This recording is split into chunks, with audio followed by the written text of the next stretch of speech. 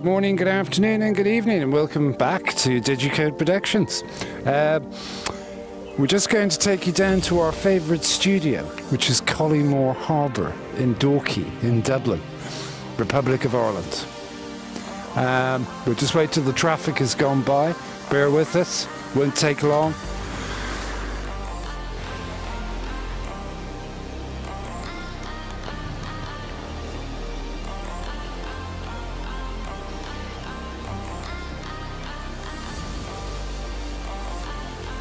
Good morning, good afternoon and good evening, and welcome to DigiCode Productions.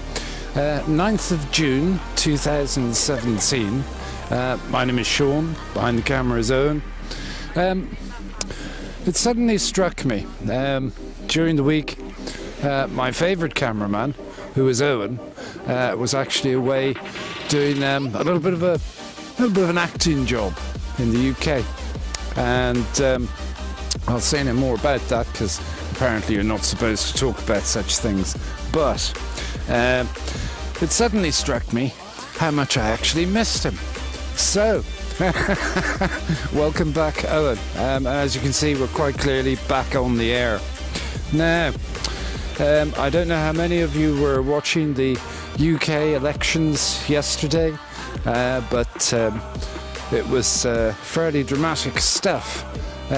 One of the things that came out of it was the fact that Theresa May is no longer really in a position to go for what they call a hard Brexit. She has to bring a number of people with her now that she no longer has a majority. It's very unlikely those people will allow her to go for a hard Brexit. So that's more good news for us. Obviously, our exports, we want to keep their value. So, should we say, inter-border tariffs would not suit us very well.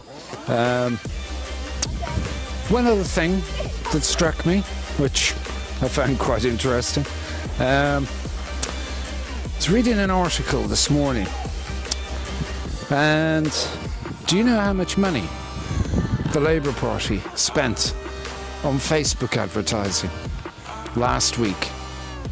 €1 million. It's an absolutely astonishing figure. Interesting, they gained 32 seats. So now we know how much it costs to gain one seat at the UK election. 1/30th of £1 million. There you go. Thank you very much. Good morning, good afternoon and good evening, and welcome to DigiCode Productions. My name is Sean. Now, a little thing that flashed across the web today. I was quite interested.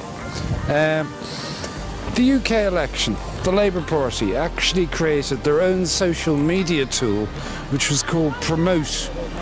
Now, what Promote enabled them to do